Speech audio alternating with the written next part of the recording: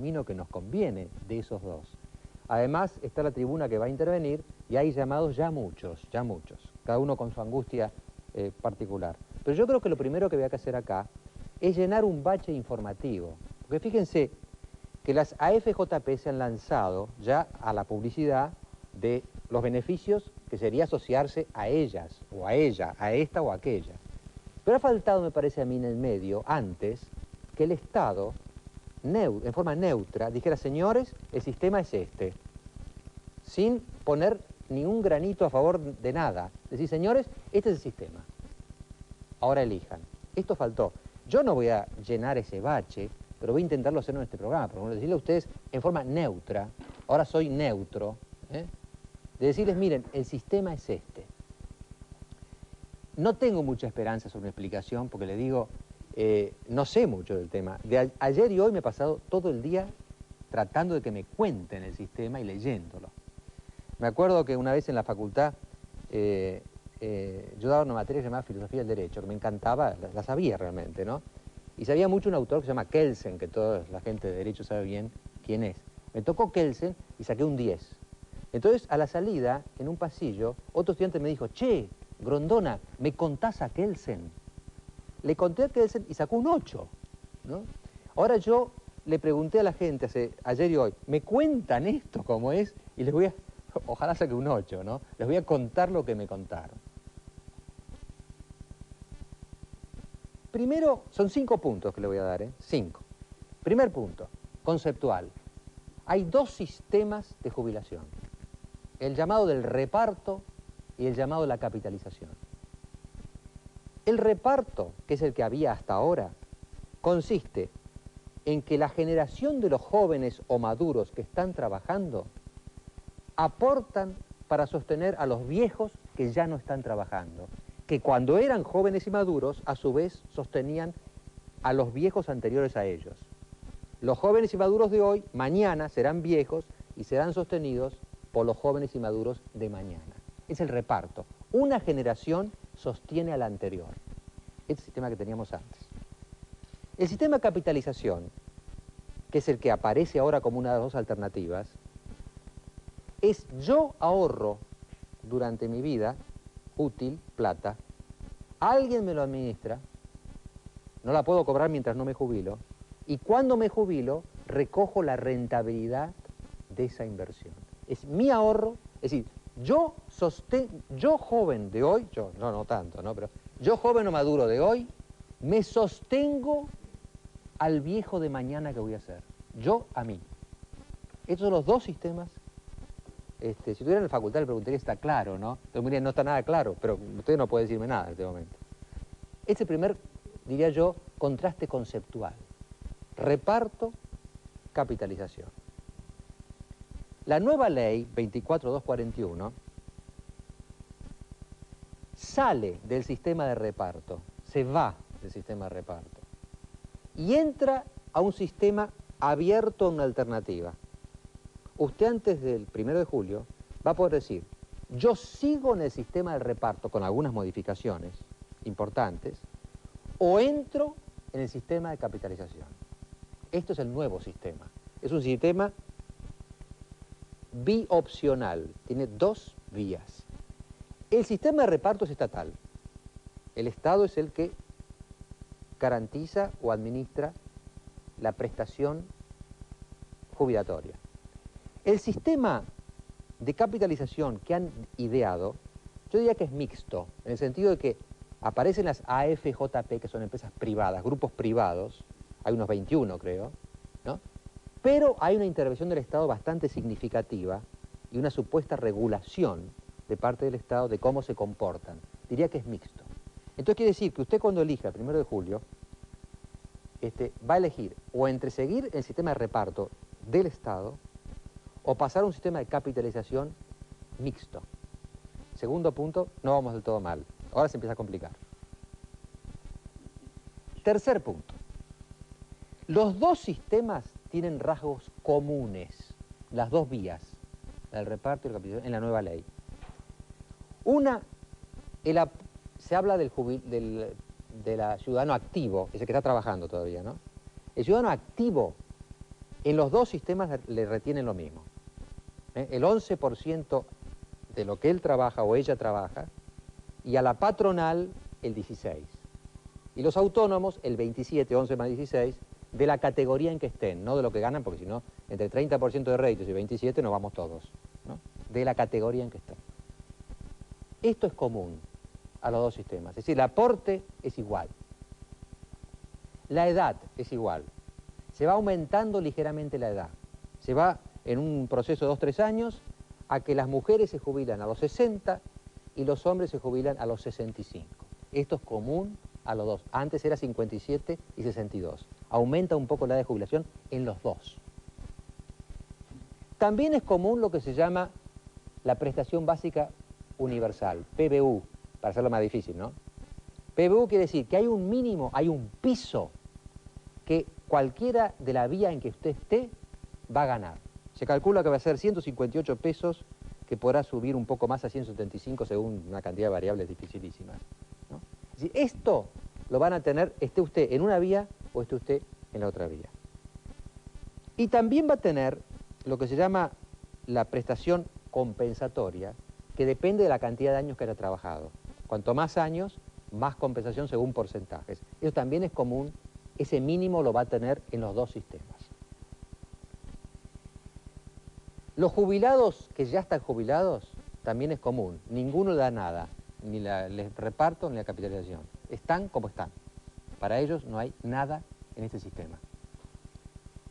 Y finalmente, también es común a los dos sistemas, que ha sido enterrado el deseo o el mito o la ilusión del 82% móvil. Eso, entierro. Se acabó el 82% móvil. Pasé el tercer punto, ahora paso al cuarto. ¿En qué se diferencian las dos vías? ¿En qué se diferencian? Primero, es diferente la forma de opción que usted tiene. Es decir, si usted elige primero el reparto, si usted antes del 1 de julio dice reparto, después del 1 de julio, en cualquier momento puede pasarse a la capitalización. Es decir, es una puertita abierta. Usted entró al reparto, pero sigue la puerta abierta para irse a la capitalización cuando usted quiera. En cambio, si usted elige capitalización el 1 de julio, no puede ir al reparto. Ya esa puertita se cerró. Lo que sí puede hacer es pasarse de una AFJP a otra AFJP. Es decir, la opción que le queda abierta a usted es dentro de la capitalización, ¿qué grupo empresario prefiere usted? Si tomó uno que por ahí no le gusta, se puede pasar a otro, pero no puede volver al reparto. Es decir, esto es desigual. Si usted elige el reparto, le queda la puertita abierta a la capitalización. Si elige capitalización, no le queda la puertita abierta al reparto, pero sí le queda una puertita más chica abierta a otras AFJP. Ahora viene otra cosa más complicada, quizá la más complicada de todas. Todos tienen prestación básica universal y prestación compensatoria. Eso tiene los dos. ¿Qué le dan de más cada sistema? Ese sistema. ¿Qué le da de más cada sistema? En el sistema del reparto, usted tiene lo que llaman el PAP. Mire que usan cosas, las hacen bien difíciles, ¿no? El PAP, que es la prestación adicional por permanencia. Si usted permanece en el sistema, se le va agregando ingresos de acá al futuro. Y si usted entró en la capitalización, lo que va a tener cuando termine sus años de servicio y se jubile, es una fórmula matemática que le devuelva a usted la amortización del capital que usted formó todos estos años, más la rentabilidad que ese capital generó durante los años en que usted trabajaba y era activo. Son dos fórmulas totalmente distintas. Hay cálculos que se han hecho de que si usted gana 1.000 pesos, lo que puede cobrar de más en el reparto es 297, no sé cómo llegaron a eso. Y si usted entra en capitalización, 517, pero esto no es tan seguro, porque depende, como decía un señor ahí, de cómo le ha ido al grupo empresario. Esto no es sobre un promedio que más o menos le fue bien. Finalmente, para hacerla más complicada, por suerte me falta un punto nomás, ¿no? Dirá usted. Estoy terminando el cuarto. Finalmente, si usted elige capitalización, cuando termina su periodo activo y se jubila, tiene opción entre dos caminos, va a tener opción entre dos caminos. Uno se llama la renta programada. Usted dice, por ejemplo, yo puse durante 30 años de servicio no sé cuánta plata, el 11% de eso es un capital, ¿no? Este capital, con los intereses que ganó, es tanto, digamos que 100. Bueno, yo quiero recibir, digamos, 1 por mes.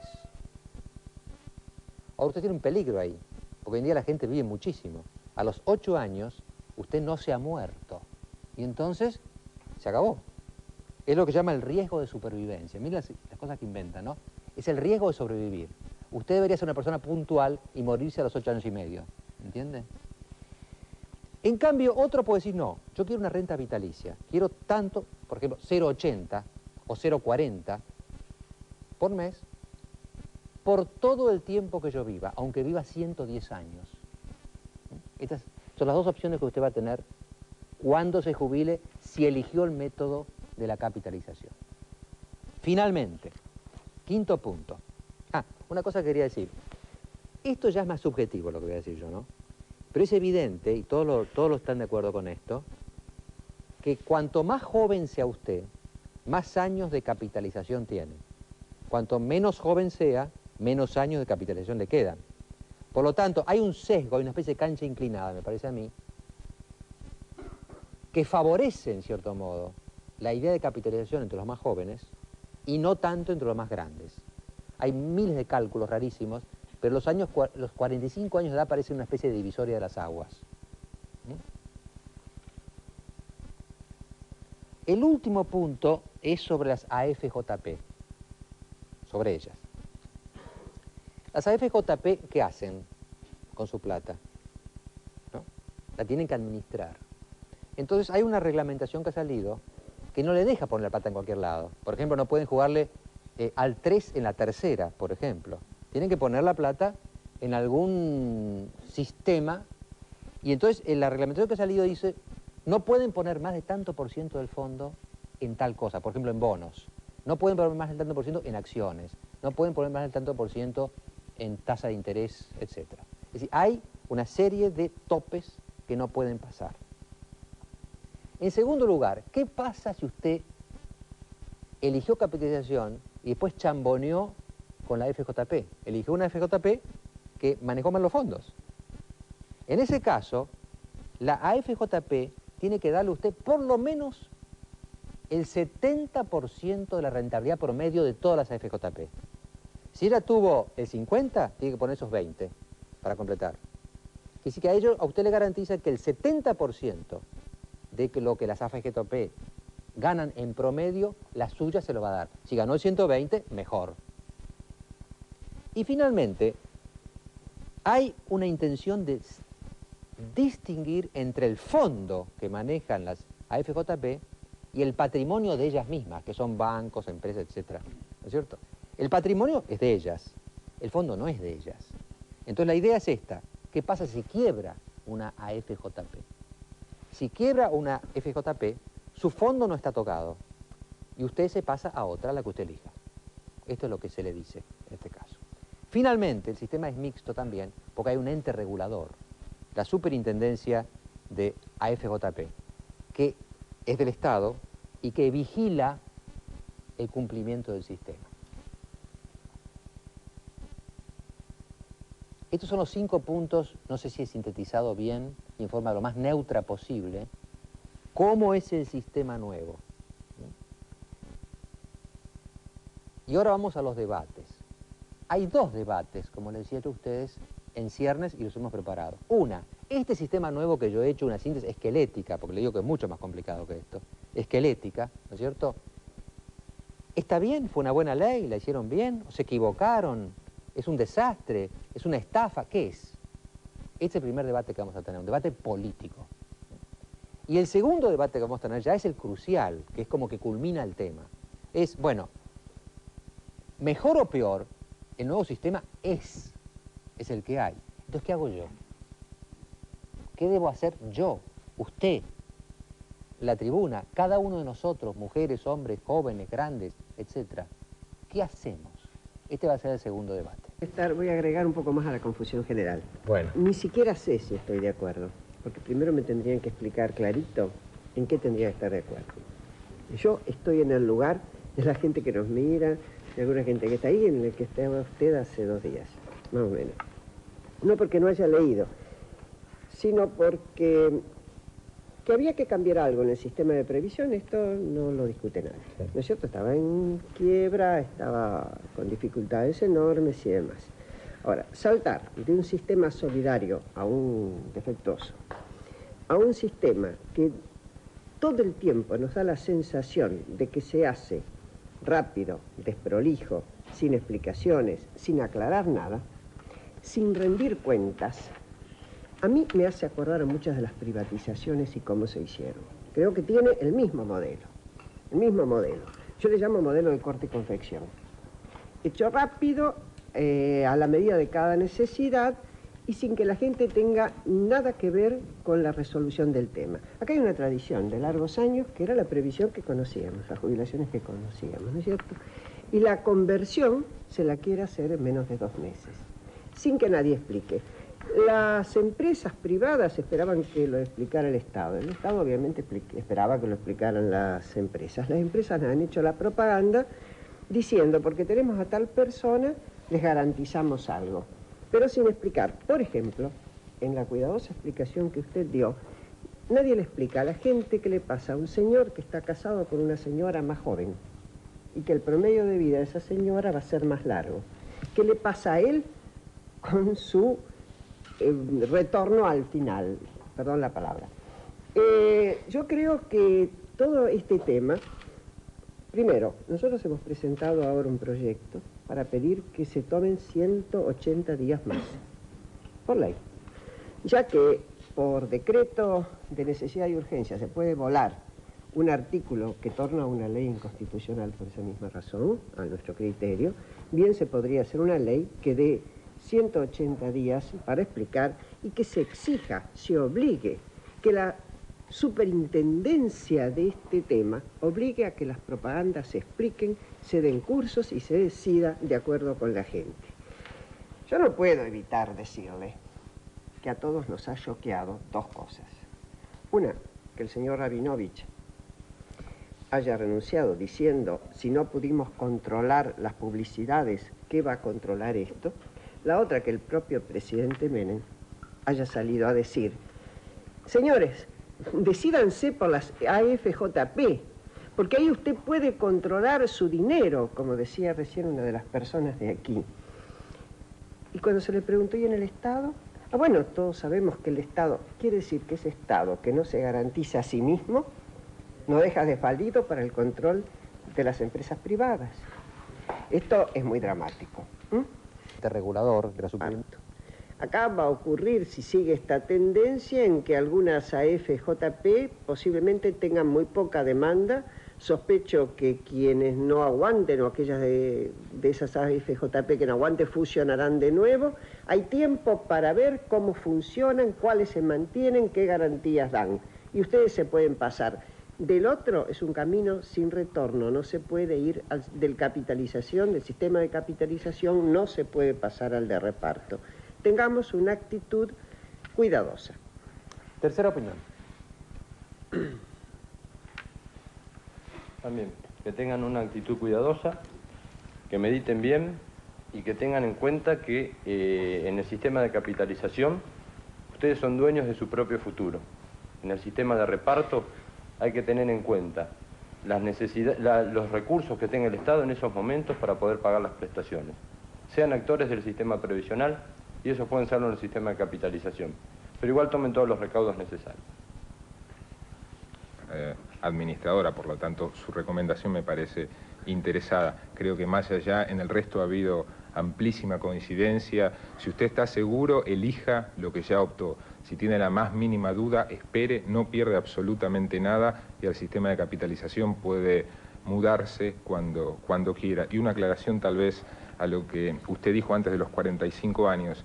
No es tan automático que los mayores de 45 años les convenga una cosa y los menores de 45 años les convenga la capitalización. Puede haber una persona mayor y tener una expectativa de remuneraciones muy altas que le conviene capitalización, y puede haber una persona menor de 45 tener bajas expectativas de su carrera laboral y que le conviene el sistema de reparto.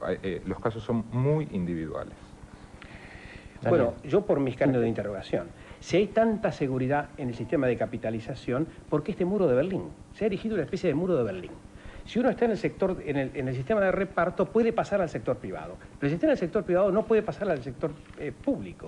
Es una especie de que si yo estoy en Occidente, podía ir a los países del Este, pero no así los del país del Este con Occidente. Es decir, hay un muro de Berlín muy erigido que siembra un poco de duda. Por eso el tiempo que estoy reclamando para que la gente medite un poco más, ¿no?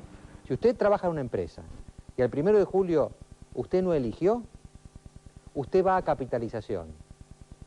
Y además va a la FJP, donde se han afiliado más empleados de esa empresa, según el empleador haga es decir, el empleador lo va a poner a usted en esa FJP porque la mayoría se afilió a eso. Es decir, si usted no decide, alguien va a decidir por usted. Esta es la realidad. Y esto es inexorable. Entonces mi mensaje es un poco parecido al de las elecciones del 10 de abril. No vote en blanco, no se abstenga. Sea protagonista, decida. Quizás, como se dijo acá, hay variedad de situaciones. Cada uno conoce la suya, cada uno sabe dónde le aprieta el zapato. Pero asuma su rol. Usted tiene que decidir. Porque si no, no es que no va a haber decisión. Alguien, que no es usted, va a decidir por usted. Yo, cuando leía a Maquiavelo en la época de que lo llevaba en la facultad, le agregué una máxima que nunca escribió Maquiavelo, pero que creo que la he visto muchas veces en la vida. Cuando tú no intervienes, los que intervienen lo hacen contra tuyo. Esta es la realidad. Es decir, si uno resigna ese poder, otros lo van a usar. ¿Por qué lo van a usar a favor tuyo? Ahora, otra cosa que me impresionó en la discusión es el alto grado de incertidumbre que hay acá. ¿Cómo le va a ir el país en los próximos 30 años? ¿El Estado va a volver a la hiperinflación o a una caída estrepitosa como en el 89 y los años anteriores? ¿A usted qué le va a pasar? A mí. ¿Quién sabe cómo será el día de mañana? Uno puede enfermar, puede ganar mucho en los últimos años, no. ¿Cuántas cosas son inciertas? Entonces lo que yo le estoy pidiendo es, decida con un alto grado de incertidumbre. La puede reducir, hay que estudiar. La puede reducir, no la puede eliminar. La vida es riesgo y hay que asumirlo. Si usted no asume su riesgo, alguien va a asumirlo por usted. Esta es la situación que estamos todos. Es algo así como el voto obligatorio. El voto obligatorio por un futuro que desconocemos. Soldado Carrasco lleva más de un mes y medio. El tema de las barras bravas lleva ya como 15 días. Son temas de violencia. Entonces, es como que la sección policiales inunda todo. Entonces, quise reflexionar sobre eso. ¿Por qué nos duran tanto los temas de la violencia? Se lo pregunté a Oscar Landi y en un minuto contestó esto. De cada mala noticia en general, detrás de cada visión o lectura de una mala noticia, hay algo un poquito más, llamémosle, permítame la palabra, más existencial. La gente frente a las malas noticias en general elabora su relación con situaciones límite de la vida. La muerte, el riesgo, la precariedad. Puede haber cierta dupla criticable, sensacionalismo, morbosidad de audiencia, sensacionalismo de medios, morbosidad. Pero yo no le tengo miedo a estas noticias, en el sentido de que son temáticas extrañas a una sociedad feliz, pacífica, que mira cantar a los pajaritos en un prado lleno de flores. Yo creo que es una sociedad fragmentada, traumatizada y que además tiene problemas existenciales de elaboración de la precariedad cada vez más precaria de la existencia en este país. Si la justicia funciona, Si los medios permiten colocar esto dentro de argumentos y un razonamiento, digamos, con capacidad de generar ciertos valores, yo creo que todos estos hechos, por último, van a poder producir, por la crítica de ellos mismos, un poco algo de mejora en esta sociedad que es intrínsecamente muy violenta. La tesis de Landi y la de Graciela Peirú también, que no tengo tiempo para hacer el tape, pero queda, es hay más violencia. La sociedad está poniéndose violenta. Y por eso las noticias reflejan ese estado de violencia. No sé, porque hay un dato que me llamó la atención. Estos chicos que están acá, del Mar del Plata, produjeron un hecho en Mar del Plata que vamos a pasar ahora.